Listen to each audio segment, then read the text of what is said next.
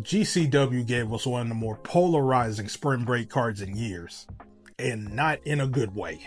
As a longtime fan, I've seen GCW go off the rails before, but this Sabu vs. Joey Janela wasn't good. It wasn't bad. It was just sad. And even though there were some bright spots, a lot of the show just didn't land. Let's talk about what went right and everything that went wrong. Sabu vs. Joey Janela no rope barbed wire match. So this was supposed to be Sabu's retirement match. And apparently this was supposed to be wild. This was supposed to be crazy. But instead, this was a total mess. Sabu looked lost, or drunk, or high, all alleged. Janella, I guess, tried. But between the interference from the Kogars and a random Sandman run-in, this thing just fell apart fast. This was ridiculous. This was embarrassing. And quite frankly, this really had no business being on this card. And by the time this was all over, I didn't know whether to be mad, laugh at this, or what. But in the end, this gets a dud. Gabe Kidd versus Mance Warner. So this was a match that was actually good to me. I thought Gabe Kidd brought it. I thought Mance brought it. Now there was a scary spot that had Mance Warner just leaking out blood out of his head. But in the end, I thought this was one of the better matches on the show. This gets 3 3/4 stars. Atticus Kogar vs. Fuego del Sol, Mask vs. Career. Now I actually did like the build up to this match, so I had some investment going into this.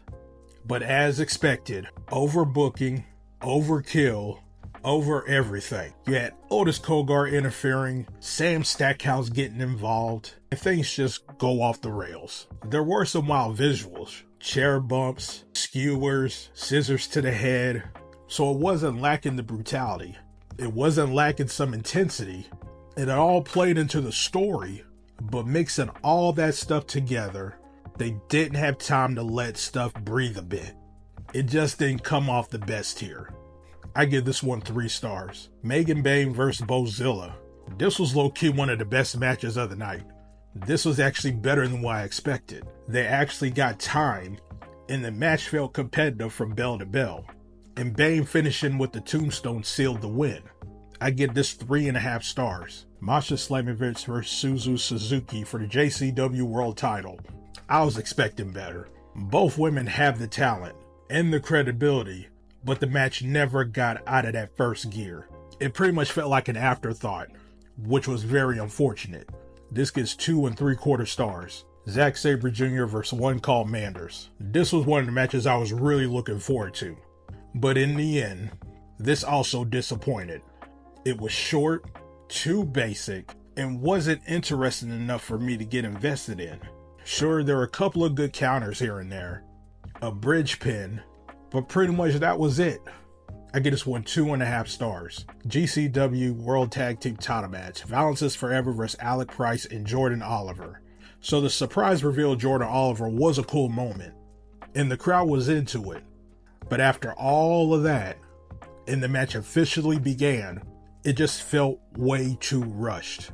They needed more time to really cook, if you ask me. But instead, this felt like a highlight reel with no real setup.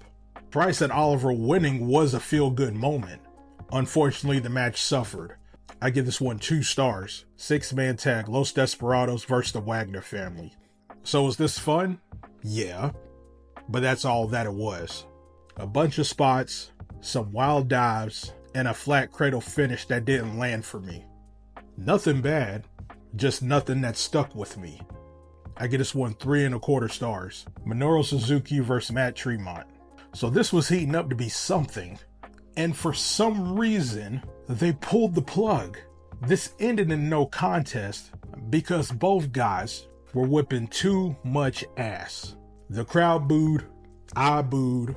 This finish sucked. I give this 2 stars. Senior Scramble match. This wasn't really a match, really more like a segment. Kerry Morton came out there talking trash. Then the seniors beat him down. The crowd liked it. We move on. Really nothing wrong with it, but not much to write home about either. This gets an NA. So overall, Spring Break 9 had the name value, the energy, and the setup. but the execution, weak. Too many matches were rushed. Too many finishes felt like a shrug, and that main event should have never happened.